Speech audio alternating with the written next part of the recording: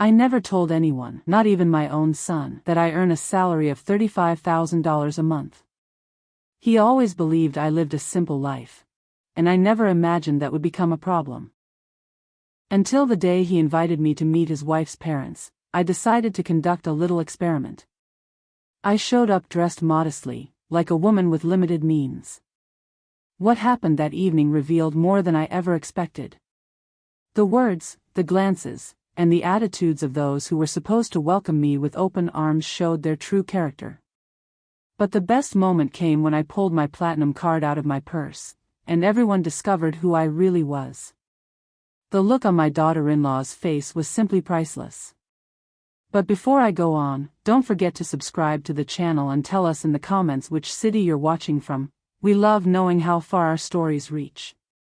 My name is Claire Morgan, I'm 58 years old, and I live a life few could imagine. As vice president of an international corporation called Reinhardt Global, I've been earning about $35,000 per month for more than 15 years. I have investments, stocks, and a strong bank account. I could live in a mansion, drive a luxury car, and flaunt expensive jewelry, but I chose another path. I've lived in the same two-bedroom apartment for nearly 20 years and drive an ordinary car that's already 7 years old. I wear simple clothes bought in department stores, not because I need to save money, far from it, but because I learned that real value isn't in what we show, but in the peace we carry inside. My son Daniel, now 34, grew up believing his mother was just an office employee with a modest income. I never corrected that impression. I wanted him to value hard work and understand the meaning of every dollar honestly earned. I wanted him to build his own path without relying on my bank account. And it worked. Daniel graduated on a scholarship, built his career, and 2 years ago married Lauren, a woman who seemed sweet and kind. I say, seemed, because I was never completely sure. Something in her polite smile made me uneasy, as if there was a layer of falseness I couldn't quite decipher. Then came the phone call that changed everything. Mom, Lauren's parents are in New York City and want to meet you. We planned a dinner on Saturday at the Golden Ember restaurant. The Golden Ember, one of the most expensive restaurants in the city, where a single appetizer costs more than many people earn in a day. Do they know anything about me? I asked. There was a short but telling silence. I told them you work in an office, that you're simple, he replied. That word simple came out like an apology, almost like embarrassment, as if I were something to be explained away. Something inside me broke. All right, Daniel. I'll go. After hanging up, I looked around my apartment, comfortable, clean, but without luxury. No expensive paintings, no designer furniture, no showy objects. The kind of place where, in theory, someone with my salary wouldn't live. An idea began to form in my mind. A dangerous idea, perhaps a little cruel, but irresistible. If they expected to meet a simple woman, that's exactly what I'd give them. I'd take the act all the way. I wanted to see how they would treat someone they considered beneath their social level. On Saturday, instead of choosing one of my discreet but elegant outfits, I opened the back of my closet.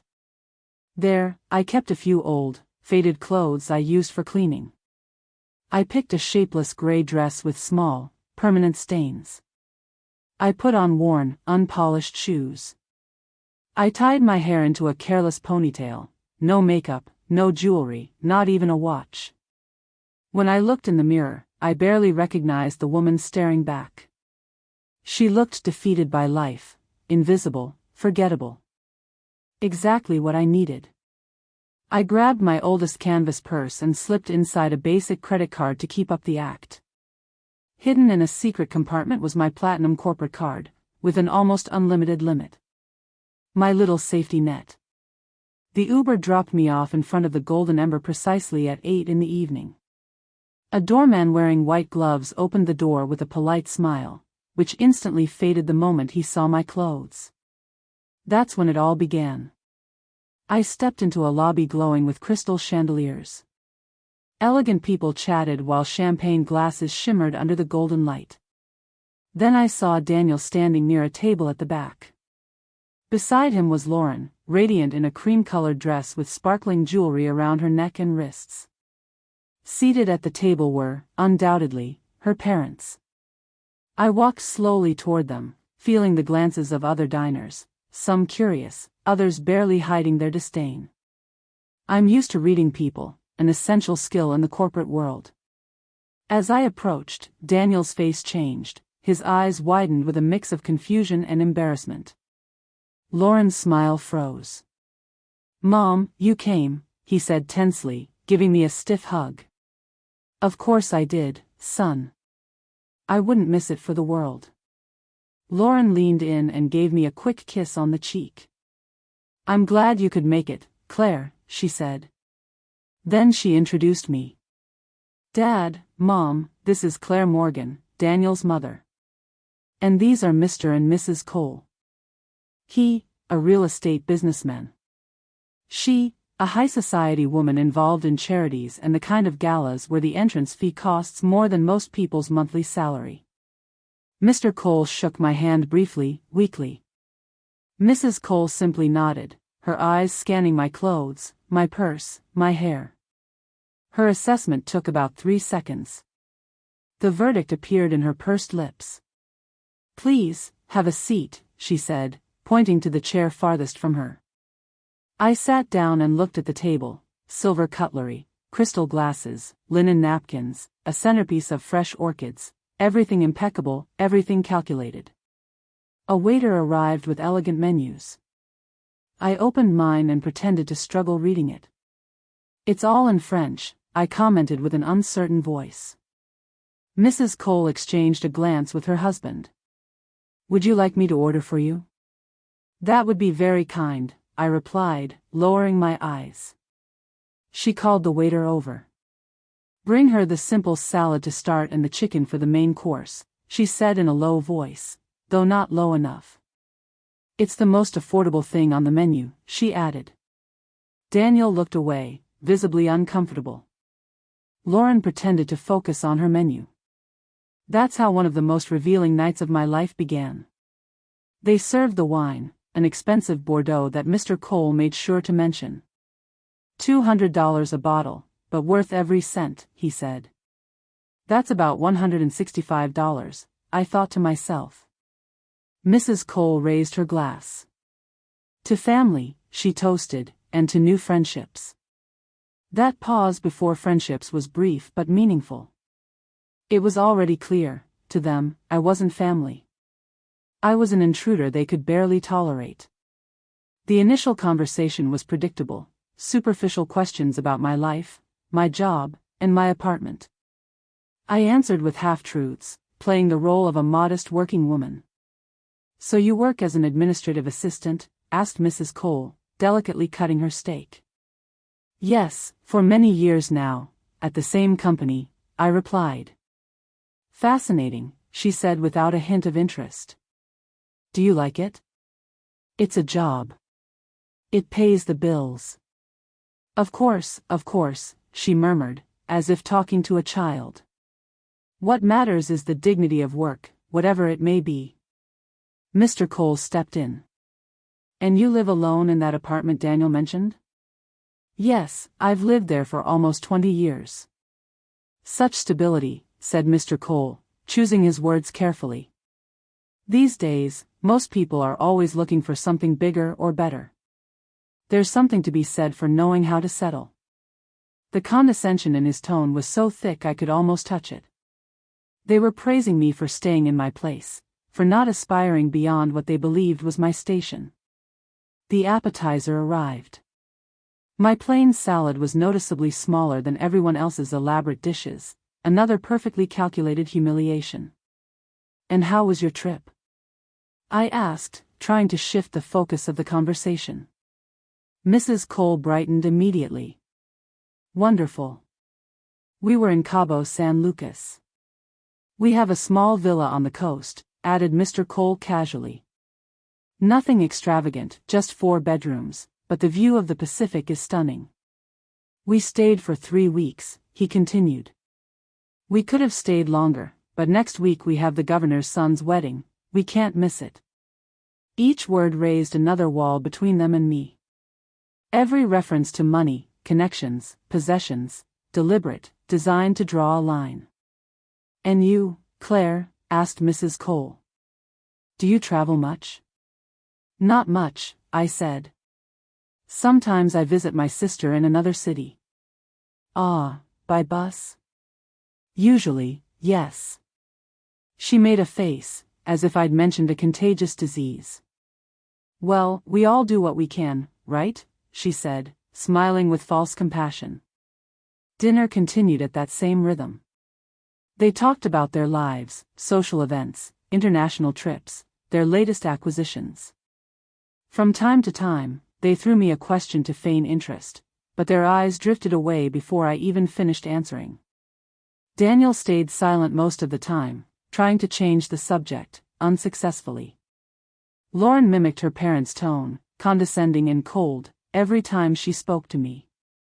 Between the main course and dessert, Mr. Cole decided to go further. Daniel told us you raised him alone, he said importantly. That must have been hard. I had my challenges, I answered simply. I admire women like you, added Mrs. Cole, who do what they can with what they have. Not everyone is born with the same opportunities. Her false empathy was almost comical. I could see right through those calculating eyes, a woman without formal education, without resources, without connections. That's what she thought I was. And how do you feel seeing Daniel now? She continued. Married to our Lauren, living in such a lovely condo, with a promising career? The implication was obvious. My son had moved up in life, surpassed my level, and I was supposed to feel both grateful and intimidated. I'm proud of him, I said sincerely. He's worked hard. Yes, hard work, repeated Mr. Cole, but connections matter too, being in the right circles. Luckily, Lauren introduced him to some influential people. Daniel shifted uncomfortably in his chair. Lauren smiled and placed her hand over his. Dad helped Daniel get that contract with Cole Corporate Group, she said proudly. It was just an introduction, her father replied, feigning modesty. The rest was all him. I hadn't known about that. Apparently, my son had received more help from his new family than he'd told me. The waiter brought the desserts. Everyone received elaborate chocolate creations with exotic fruits. In front of me, they placed a simple vanilla flan. I chose something light for you, explained Mrs. Cole. I know many people aren't used to rich desserts. That's when I realized, this wasn't just condescension. It was deliberate cruelty. How thoughtful of you, I said evenly. As we ate dessert, Mrs. Cole began talking about the future. Daniel and Lauren are thinking about having children soon, she announced. We're so excited to be grandparents. That's wonderful, I said, looking at my son, who seemed surprised by the news. Apparently, it was her decision, not theirs. Of course, we'll make sure they have everything they need, Mrs. Cole continued. We've already put them on the waiting list for St. Andrew's Academy. It's never too early to secure the best education. St. Andrew's Academy, the most exclusive private school in the city, where 6-year-olds learn proper etiquette for formal dinners. And you, Claire? She asked, with a smile that never reached her eyes. What are your plans for the future? Keep working, I suppose, I replied. I can't retire just yet. Her smile widened, like a predator finally cornering its prey. Actually, about that, she said, setting down her fork and clasping her hands on the table. Mr. Cole and I were talking, and we're concerned about you. The atmosphere changed instantly. Mr. Cole straightened in his seat, business meeting posture. Daniel glanced at Lauren, confused. She lowered her gaze, fixing her eyes on the napkin. She knew what was coming. Concerned about me? I asked with feigned innocence. Yes, Mrs. Cole went on, in a falsely maternal tone. You see, Claire, we all grow older. Life becomes harder, and we understand that your financial situation might not be the most comfortable. Mr. Cole nodded gravely. The cost of living only keeps rising, he added. Healthcare, housing, everything's getting more expensive. And for someone with limited means, said Mrs. Cole, we worry it might eventually become a burden for Daniel and Lauren. Ah, there it was, the real purpose of the dinner. A burden? I repeated softly. Daniel is a good son, she explained, as though speaking to a child. He feels responsible for you. And while that's admirable, added Mr. Cole, we don't want it to interfere with the life they're building. Mom, please, Daniel interrupted, visibly uncomfortable. It's all right, dear, said Mrs. Cole, patting his hand. Your mother understands we're all thinking of her well-being. I stayed silent, letting them reveal their true intentions. What we'd like to propose, Mr. Cole continued, taking charge of the conversation, is an arrangement that benefits everyone. What kind of arrangement? I asked. A modest financial support, he said. We can offer you a small monthly allowance, something to complement your income and help you live comfortably without depending on Daniel. Mrs. Cole smiled broadly. We were thinking something like $500 a month. It's not much for us, but we imagine it would make a big difference for you. I almost had to suppress a laugh.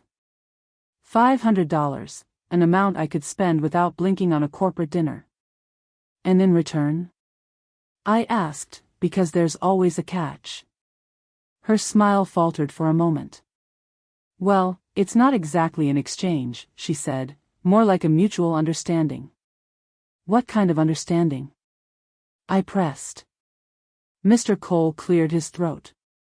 We just expect you to respect the young couple's privacy, to understand that they're building their own life, with their own traditions and social circles. The message was as clear as glass. They wanted to pay me to disappear, to keep me from embarrassing my son and his wife with my presence. In other words, I said slowly, you want me to keep my distance. Mrs. Cole had the nerve to look offended. No, that's not it. We just want everyone to find their proper place in this new family dynamic, she added. My proper place? I repeated. Exactly, she exclaimed, relieved. You'll always be Daniel's mother, of course, but now that he's married to Lauren, who's part of our circle, there are certain expectations, certain standards. Daniel finally found his voice. Dad, Mom, this isn't necessary. My mother's never been a problem. Of course not, dear, said Mrs. Cole condescendingly. No one's saying that. We just want to be practical, forward-thinking. The waiter approached to ask if we wanted coffee. Mr. Cole ordered espressos for everyone, without asking me, a gesture that perfectly summarized the night. My opinions didn't matter. While we waited, Mrs. Cole continued explaining their arrangement, how they could transfer the money discreetly, how I could use it to improve my life, maybe buy more decent clothes, her eyes lingered on my worn-out dress, or make small repairs in my apartment. Of course, we'd still invite you for special occasions, she added with fake generosity. Birthdays, maybe Christmas. The coffee arrived. I took a sip of the bitter espresso and set the cup down. It was time to decide.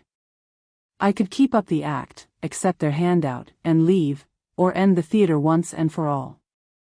I looked at Daniel, his face a mix of shame and confusion. Lauren avoided my eyes, stirring her coffee without sugar. Mr. and Mrs. Cole looked satisfied, confident they had everything under control. $500 a month, I said thoughtfully. Interesting offer. Mrs. Cole smiled, convinced of her victory. I'm glad you see it that way. Just out of curiosity, I continued, how did you come up with that number? Based on some cost of living estimate?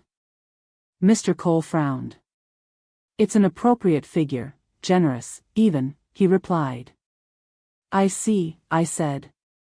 And how much did you give Daniel and Lauren for the down payment on their house?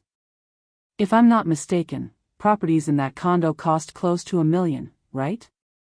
Mrs. Cole blinked. We gave them $50,000, a wedding gift, she said. And their honeymoon in Greece, I added.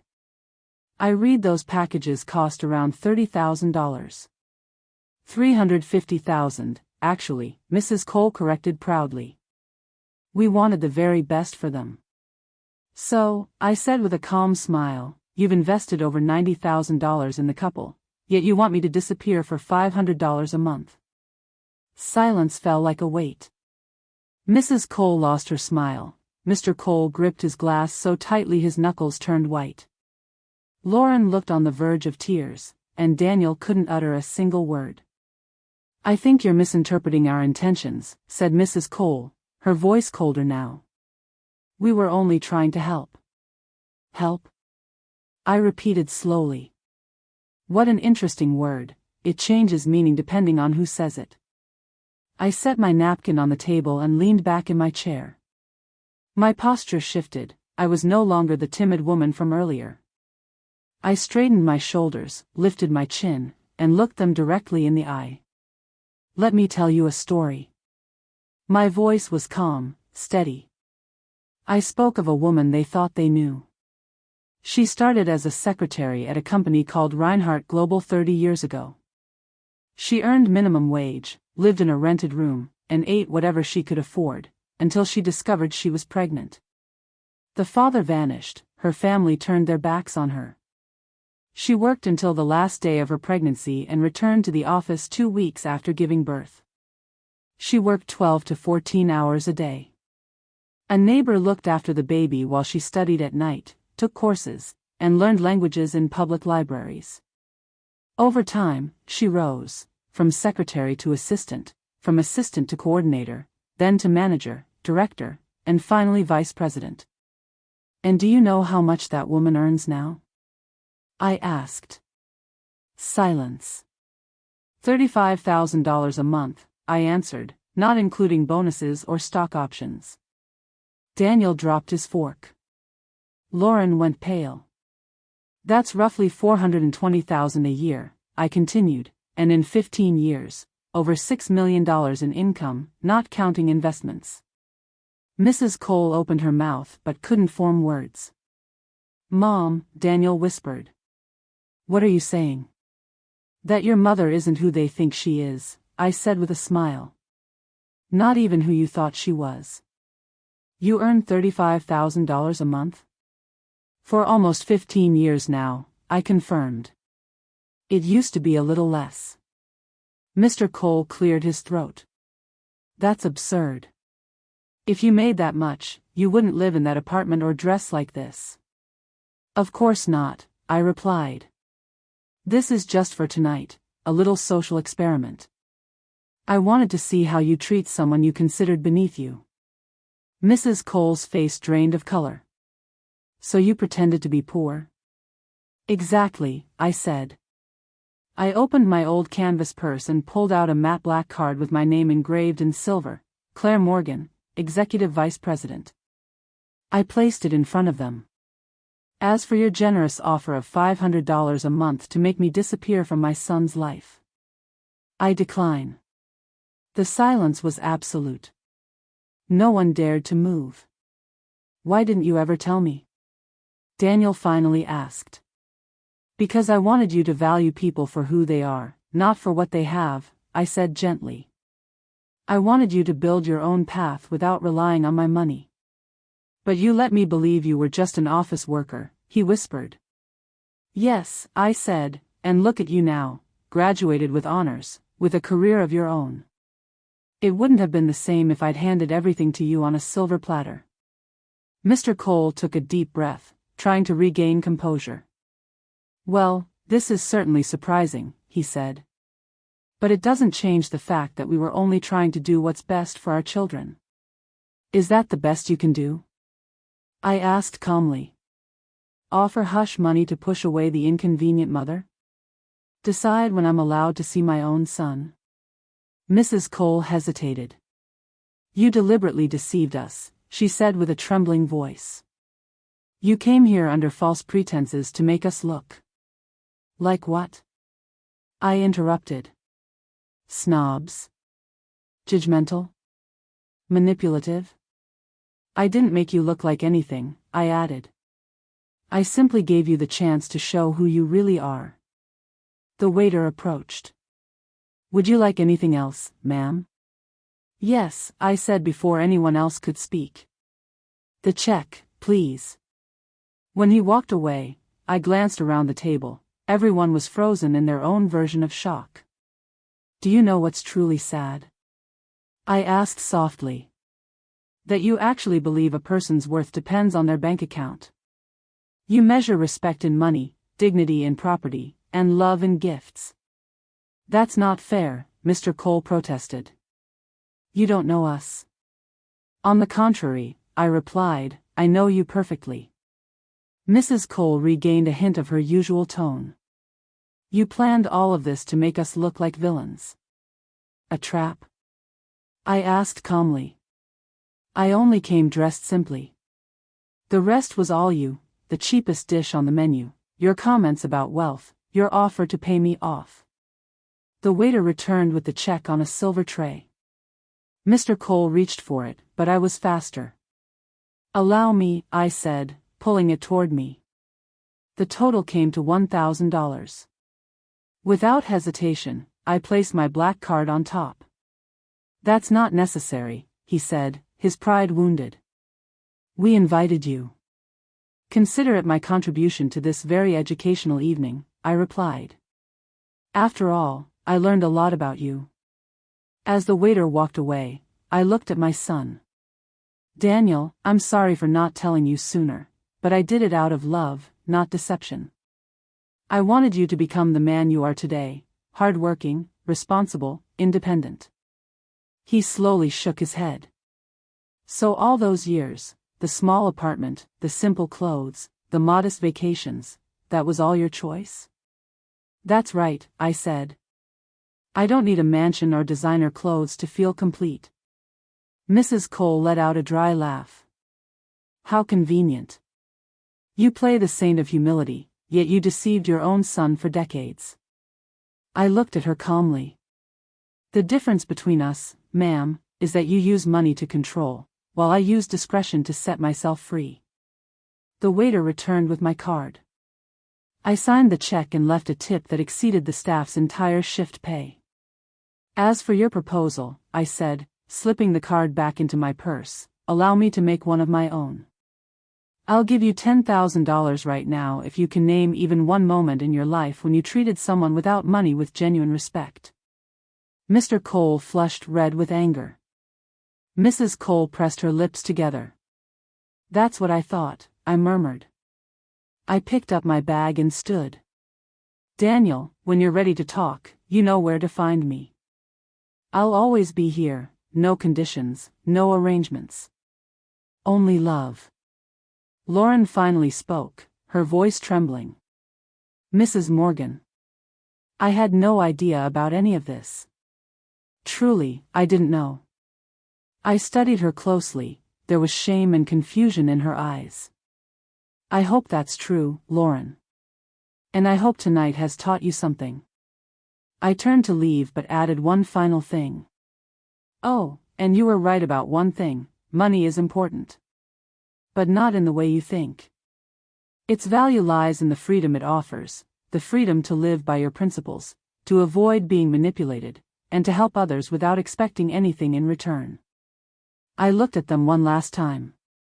With all your wealth, you're the poorest people sitting at this table. I walked through the restaurant with my head held high. The stares I felt now were not of disdain, but of respect and curiosity. I paid the bill and stepped outside. The night air of New York City greeted me with a refreshing chill. I called an Uber, and an hour later, I was standing in front of my building. Good evening, Mr. Manuel, I greeted the doorman. Good evening, Mrs. Morgan. Everything all right? Perfect, I said with a smile. I took the old elevator up to my apartment. I kicked off my shoes, set down my purse, and went to my bedroom. Opening the closet, I looked beyond the simple clothes. There were my tailored business suits, silk dresses, Italian shoes. The side of me few people had ever seen. I took a hot shower, slipped into a cotton pajama set, and made myself a cup of chamomile tea. Then I sat in the living room, comfortable furniture, a medium-sized TV, photos of Daniel as a boy, a few pictures from my rare trips. Nothing revealed that this woman earned $35,000 a month, and yet, I felt completely at peace. Growing up with nothing had taught me to value serenity far more than luxury. Then the phone rang. It was Daniel. "Hi, Mom," his voice wavered, a mix of confusion and affection. "I don't even know where to start." "It's okay, son," I said softly. "It was an intense night for everyone." "Why did you never tell me?" "At first, there wasn't much to tell," I answered. "When you were little, I was just starting my career. I began earning well when you were around 16, and by then we already had our rhythm. It seemed unnecessary to change it." "And later?" "When I grew up, got married, why keep hiding it?" I took a sip of tea. "Maybe it was selfish," I admitted. "But I was afraid that if you knew, you'd see me differently. I wanted you to find your own path without depending on me." There was silence on the other end. "And tonight? Did you plan it?" "Not exactly," I said. "But when you mentioned you'd told Lauren's parents I was a simple woman, something inside me rebelled. So you decided to see how they'd treat you if they thought you had nothing, no status, no connections, no money." "And they failed the test," Daniel said, his voice thick with bitterness. "Yes," I nodded quietly. "They failed." Silence. "Lauren is devastated," he said finally. "She's mortified by what her parents did, and by her own behavior." "And you?" I asked gently. "How do you feel?" Daniel sighed deeply. "I don't know. I'm in shock, confused, angry, and amazed all at once. It's like the woman I thought was my mother turned out to be only half the story." "I'm the same person, son," I assured him. "Just with a different bank account than you imagined." "But it's more than that," he insisted. "It's a whole other life, an executive vice president at an international company, business meetings, travel, decisions that affect thousands of people. It's a side of you I never knew." He was right. For years, I'd kept my two worlds carefully apart. Claire, the executive, stayed at the office. Claire, the simple mother, came home. "You're right," I admitted. "The separation went further than it should have." "And what happens now?" he asked, his voice tired. "That depends on you and Lauren," I replied. "My in-laws left the restaurant furious," he interrupted. "Mr. Cole said you humiliated them deliberately. Mrs. Cole cried in the car, saying you'd set them up." I almost smiled at the irony. "How interesting," I said. "They feel humiliated for being treated exactly how they treat everyone else. They say they're going to reevaluate their financial support," he continued. "Financial blackmail," I translated. "Their favorite method of control." Daniel exhaled slowly. "Maybe. But after tonight, I'm not sure I want to be tied to them the same way anymore." Something in his tone worried me. "Don't make any drastic decisions yet," I warned. "They're Lauren's parents. One way or another, they'll still be part of your life." "After what they did?" "Yes. Families are complicated. People are complicated. No one's entirely good or bad. Maybe tonight can serve as a starting point, for honest conversations, for setting healthy boundaries." I heard a murmur on the line. "Mom," Daniel said. "Lauren wants to talk to you. Do you mind?" "Of course not." There was a brief silence before I heard her voice. "Claire," she began, her voice hoarse, as if she'd been crying for hours. "I don't even know where to start. I'm so ashamed. You have nothing to be ashamed of, I replied gently. You're not responsible for your parents' actions. But I allowed it, she insisted. I watched them humiliate you and said nothing. I even played along, in a way. You grew up in that environment, Lauren. Questioning the values you were raised with isn't easy. That's no excuse, she said quickly. I should have been better. What matters now isn't what you did today, but what you choose to do moving forward, I told her softly. I want to change, she said, her voice steadier now. I want to be someone who values people for their character, not their bank account. I want to be like you. I closed my eyes, touched. Then start now, I said. Not with big promises, but with small actions, how you treat the waiter, the doorman, the driver. How you talk about those who have less. The assumptions you make about someone's worth. I will, she promised. And, Claire. I'm truly sorry. I know, Lauren. And that's already a start. The following 2 weeks were strange. The truth had come out, but its ripples spread slowly, like waves on water. Daniel called me every day. He wanted to know more about my career, my decisions, my story, as if he were piecing together the full picture of who his mother really was. Why do you still live in that apartment? He asked one afternoon. You could have bought a penthouse downtown. I could have, I agreed. But this place has always been enough for me. It's comfortable, safe, and near the park where I love to walk. Why change something that works just because I can? And the modest vacations, the simple restaurants, the unbranded clothes? I smiled, even though he couldn't see me. I traveled to places I truly wanted to see. I ate at restaurants where I liked the food. My clothes fit me well and make me feel comfortable. At some point, I realized spending more doesn't mean living better. There was a pause. I never thought about it that way, he admitted. I always believed having more money meant spending more on everything. That's what we're taught, I said. That success is measured by what we own, not by who we are. With Lauren, the conversations were different. 3 days after the dinner, she came by alone, bringing a simple bouquet of daisies, not orchids or expensive roses. We sat on my balcony, me with tea, her with coffee. Your home is lovely, she said. It's cozy. Thank you, I smiled. It's my refuge. She hesitated a moment. There's something I need to ask you, she said at last. I want you to be brutally honest. What do you think of me? Not as your daughter-in-law, as a person. The question surprised me. I thought for a moment before answering. I see someone in the middle of a process, I said. Someone raised with certain values who's starting to question them. Someone who can become so much more than the limits she was taught to accept. Her eyes filled with tears. For years I lived to impress my parents, she confessed. The right school, the right friends, the right interests. And Daniel? I asked softly. He was my first act of rebellion, she smiled faintly. They wanted me to marry some business associate's son.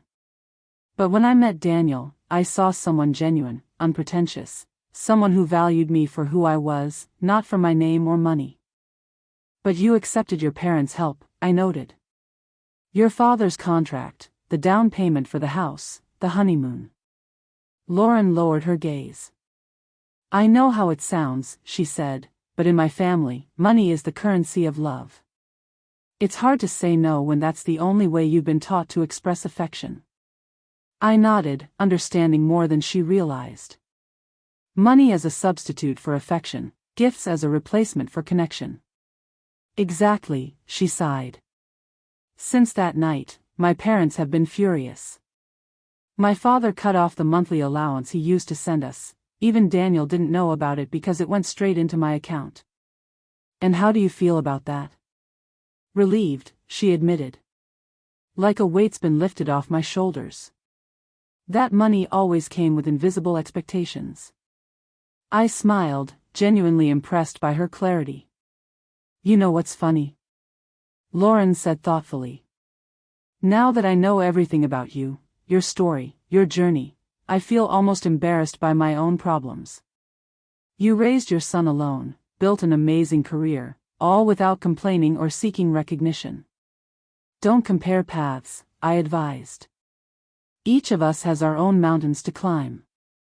Lauren nodded silently, processing my words. Claire, can I ask you another question? Of course. How do you do it? Live with such authenticity, no matter what people think. I laughed softly. Oh, I care, we all do, in some way. The difference is, I've learned to value only the opinions of those I respect, people who share my values, not the rest of the world. We talked for over 2 hours that afternoon. When Lauren left, she hugged me. It was no longer the formal embrace from before, but a warm, genuine one. Thank you, she whispered, for not judging me for the worst moment of my life. We all deserve the chance to grow beyond our mistakes, I replied, returning her hug. A week later, I received an unexpected message from Mrs. Cole. We need to talk. Just the two of us. Tomorrow at 11, at the cafe in the Hamilton Hotel. It surprised me. That was her territory, not mine. For a moment, I considered refusing, but curiosity won. I'll be there, I replied. The next day, I dressed carefully. I didn't choose one of my power suits, nor my casual clothes. I went for something in between, well-tailored pants, a silk blouse, leather shoes. Elegant, but not ostentatious. The cafe at the Hamilton Hotel was exactly as I had imagined, crystal chandeliers, soft classical music, and waiters so polished they seemed choreographed. Mrs. Cole was already seated at a corner table. When I approached, she looked up, and for a moment I saw something unusual on her face, uncertainty. Claire, she greeted me, gesturing to the chair across from her. Thank you for coming. Thank you for inviting me, I replied, taking my seat. I'll admit, your message surprised me. A waiter approached. She ordered an Earl Grey tea. I asked for an espresso. When he left, Mrs. Cole placed her napkin on her lap with a nervous gesture. I imagine you're wondering why I wanted this meeting, she began. The thought did cross my mind, I admitted. She took a deep breath. I've thought a lot about that night at the restaurant, about what I said, what I assumed. I won't pretend it was pleasant. Being exposed like that, in front of my daughter and son-in-law, was humiliating. No more humiliating than being treated as inferior for an entire dinner, I said calmly. She lowered her gaze, visibly ashamed. Yes, and that's exactly what I wanted to talk about. Our drinks arrived. She took a sip of tea before continuing. Do you think you know me, Claire? That I'm just a shallow woman obsessed with status and money? Aren't you? I asked, without hesitation. She gave a humorless smile. It's more complicated than that. It usually is, I replied. She set her cup gently on the saucer. I grew up in a family where appearances meant everything. My father was a newly rich man desperate to be accepted by high society. My mother was obsessed with status, the right address, the right schools, the right connections. That explained a lot, though it didn't excuse her cruelty. I was taught that social worth and personal worth were the same, she continued. That respect depended on one's bank account, that friendships were strategic alliances, and marriages convenient mergers. And you never questioned those values? I asked. Sometimes, she admitted.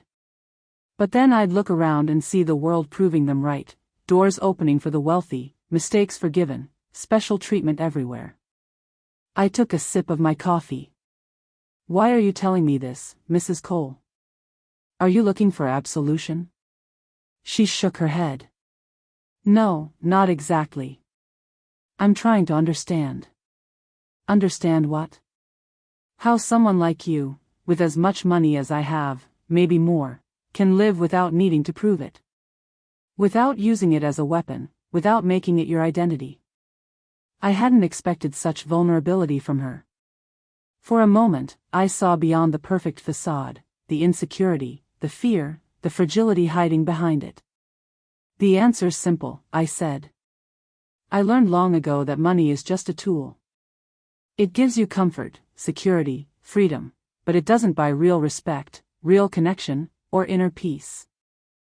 Mrs. Cole watched me for a long time, as if she were seeing something she had never understood before.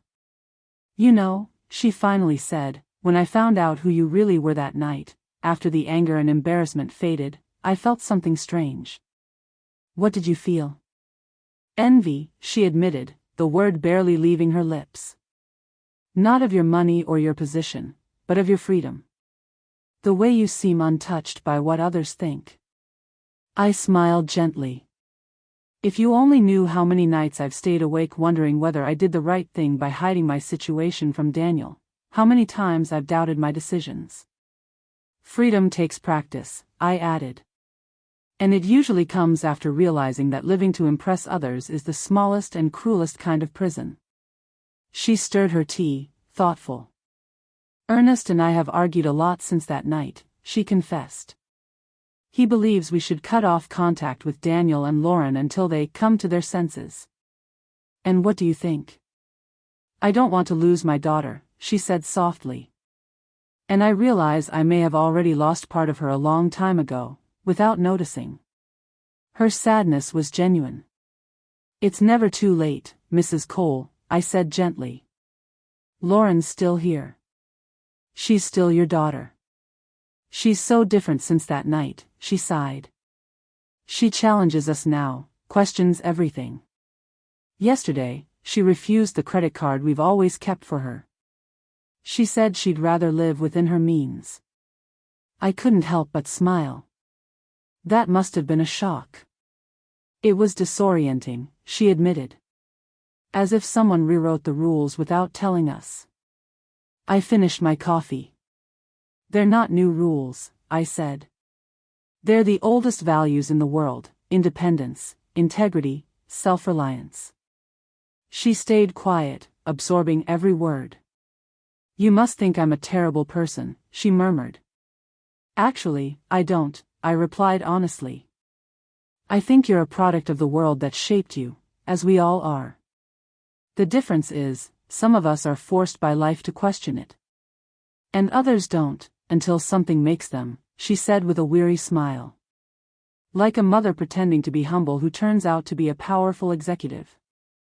Exactly, I said, smiling back. Then she leaned forward. I'll be direct, Claire. I'm not here just to reflect, though I've enjoyed this conversation more than I expected. I'm here because I want to find a way to move forward, to rebuild my relationship with Lauren, and by extension, with Daniel. And you think I can help you with that? I asked. You seem to have great influence over them, she admitted, without resentment. They clearly respect your perspective. Mrs. Cole, I said firmly, I have no interest in being a mediator between you and your daughter. That wouldn't be healthy for anyone. A flicker of disappointment crossed her face.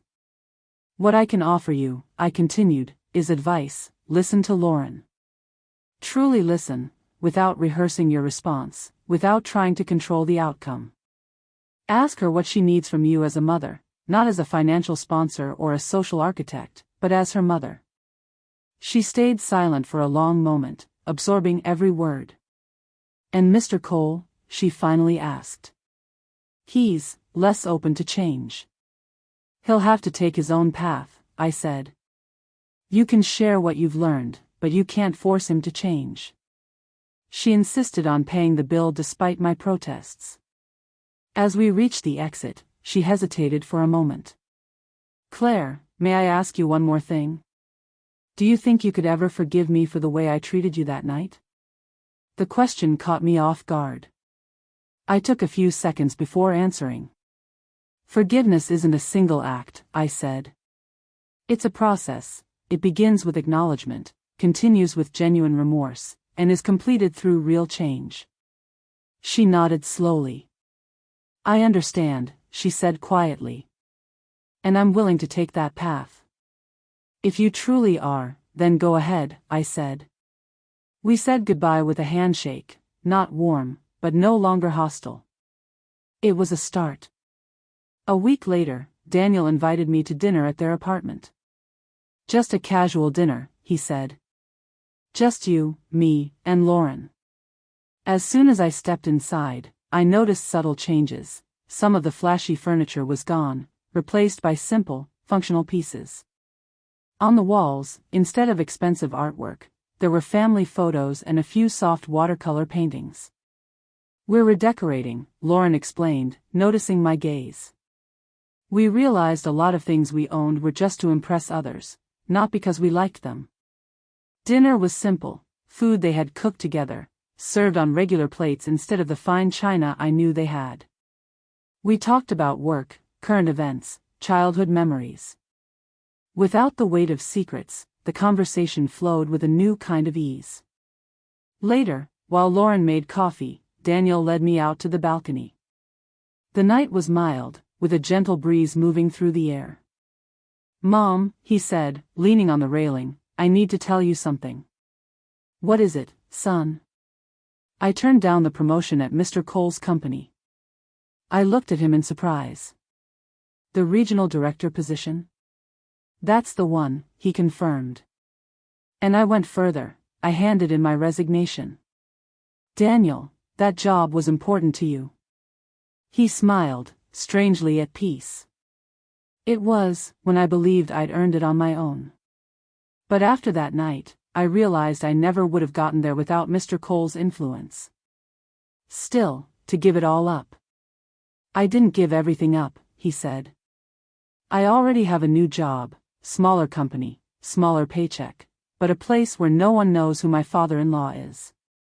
If I get promoted there, it'll be because of my work, or not at all.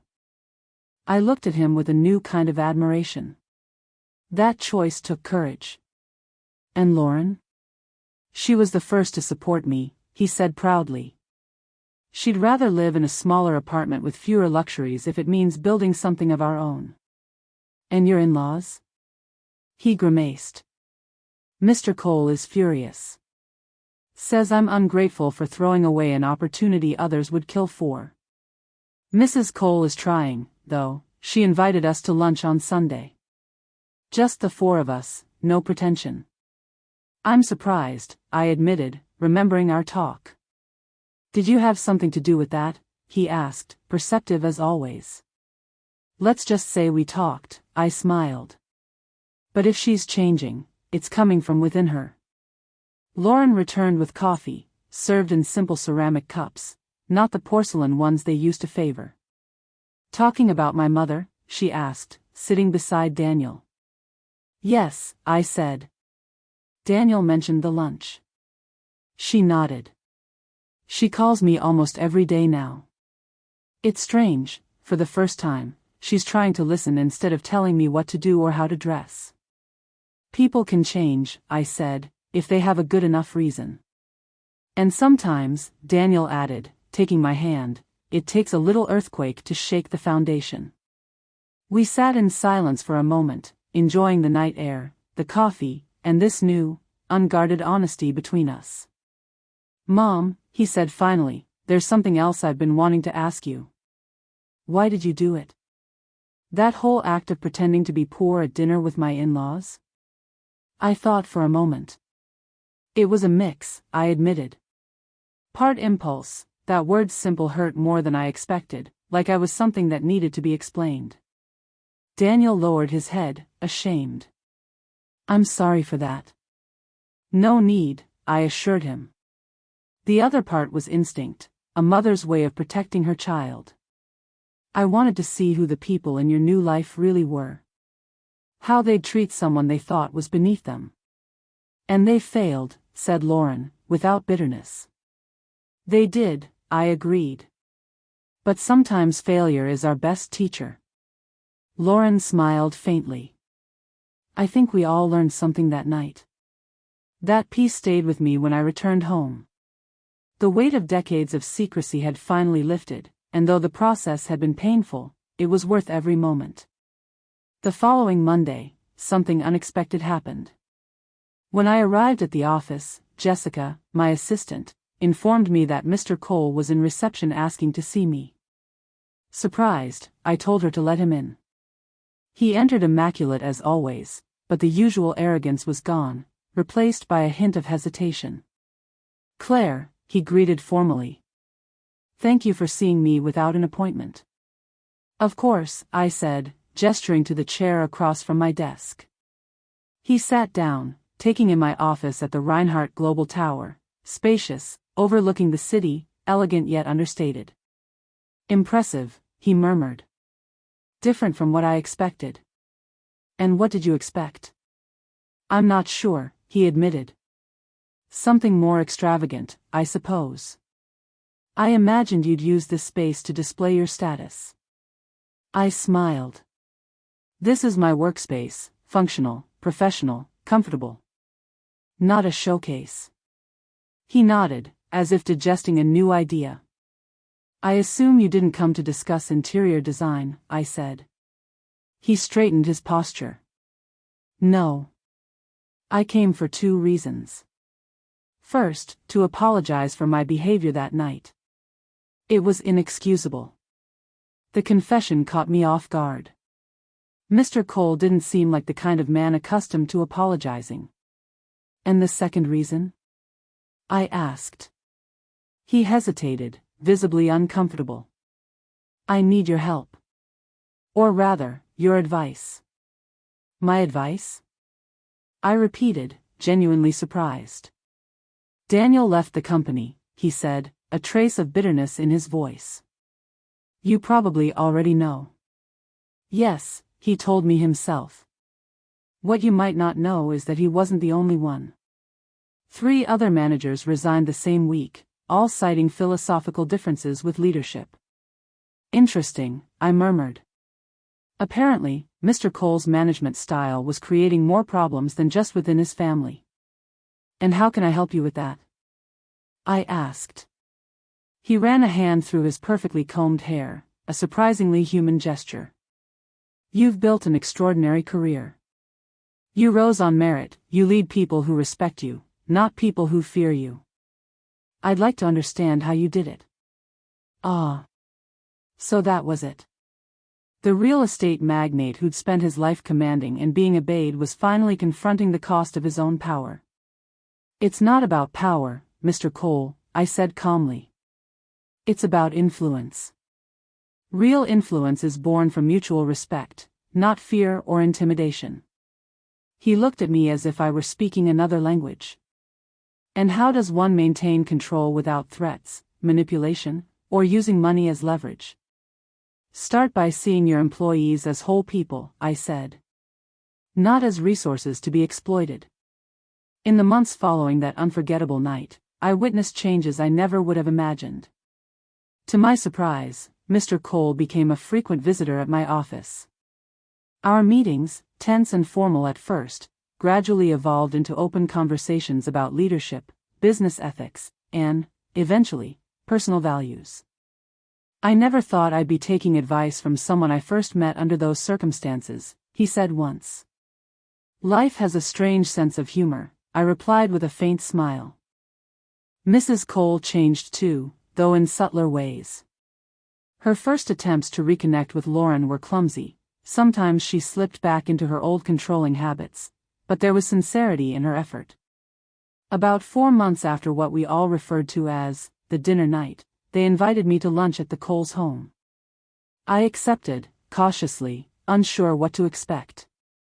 To my surprise, lunch wasn't held in their formal dining room but out on the sunny back terrace. The table was set beautifully, though without the ostentation of the past. Mrs. Cole personally served the meal, a homemade dish she admitted she and Lauren had cooked together. "We're rediscovering family traditions," she explained when I commented on the food. "My grandmother used to make this recipe." I'd completely forgotten it until Lauren asked about our old family dishes. During lunch, I noticed how Mr. Cole spoke to Daniel, no longer with condescension, but with genuine interest in his new job and ideas. There were no suggestions about returning to the firm, no subtle reproaches for his resignation. After dessert, while the men discussed a community project Daniel was helping with, Mrs. Cole invited me to walk through the garden. "You know, Claire," she said as we strolled among the rose bushes, "I never really thanked you properly." "For what?" "For that night, for showing us who we truly were." "That wasn't my intention," I admitted. "I just wanted to protect myself, and to understand who my son was getting involved with." "Even so," she insisted, "it was a necessary awakening. Painful, embarrassing, but necessary." I studied her, her neat hair, her discreet but expensive jewelry, her elegant dress. She still looked like the perfect socialite, but there was something new in her eyes, reflection, humility. "What was that process like for you?" I asked. Mrs. Cole laughed softly. "Awful, at first. I was furious with you, with Lauren, with the world. I felt betrayed, exposed, humiliated. I understand. But then I started noticing things," she continued.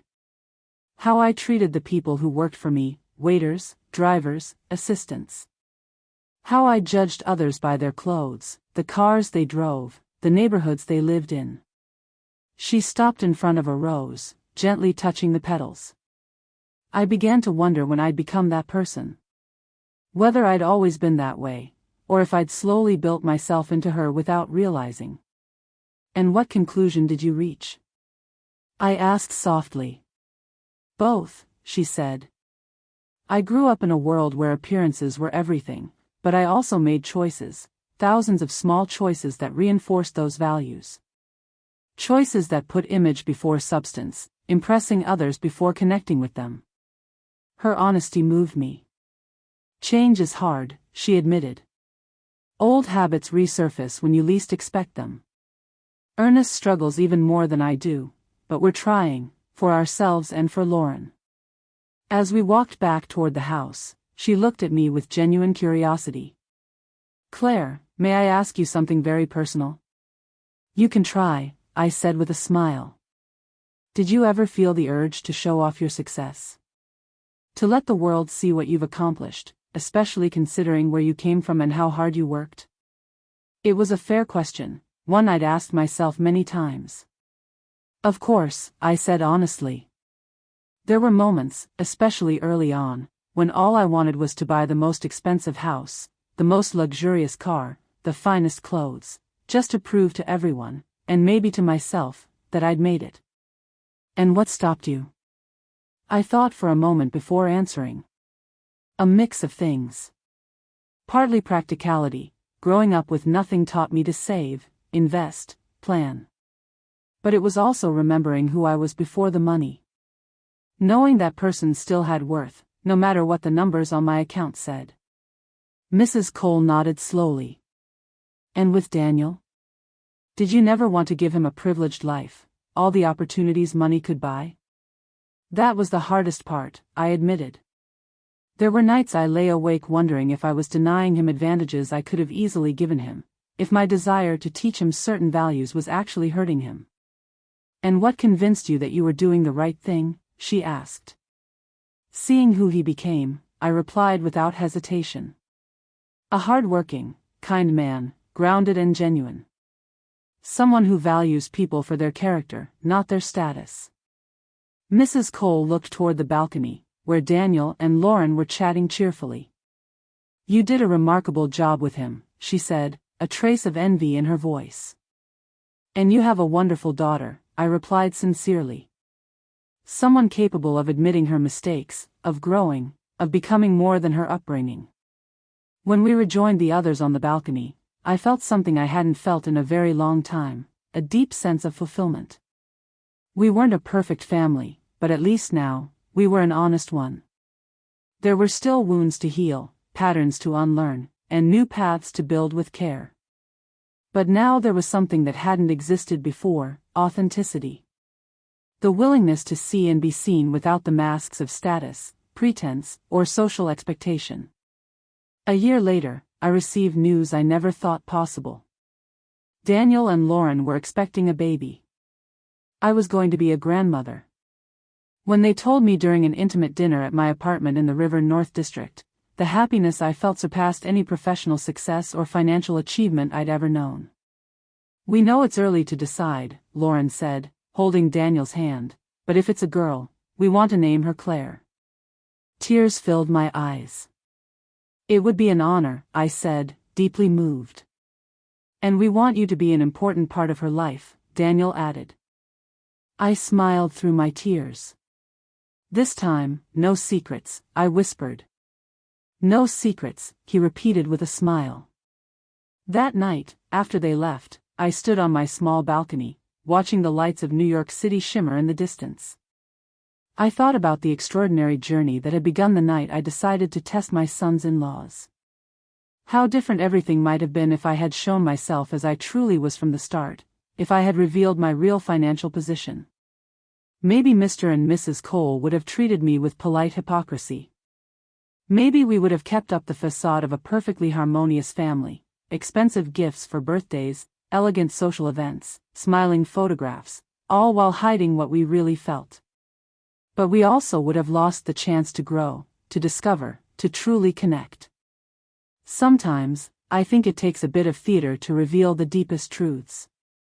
Before going to bed, I passed by the closet where my perfectly pressed executive suits hung. Off to the side still hung that old gray dress I'd worn that night. I keep it as a reminder, not of humiliation, but of the courage it takes to show the world your true self, whether dressed in silk or in worn cotton. True wealth, I learned, doesn't lie in what we own, but in who we are, in the choices we make every day, in the people we love, challenge, and inspire to be better. And as my granddaughter grows up in a world so different from the one Daniel had, I hope I can teach her the same lesson it took me a lifetime to learn. That our worth never depends on how much money we have, but on the strength of our character. That true wealth isn't flaunted, it's lived quietly, consistently, and authentically. With that comforting thought, I fell asleep. Not as a successful executive, nor as a wealthy woman, but simply as Claire, a woman who had finally found peace in being exactly who she was, no excuses, no masks, no secrets. If this story touched your heart, subscribe to the channel and tell me in the comments which part left you speechless. Was it when I revealed my true identity at the restaurant? When Lauren's parents tried to push me out of my son's life? Or when the whole family transformed after the truth came out? And before you go, don't miss the story now on your screen. We're sure it will move you and make you think just as much.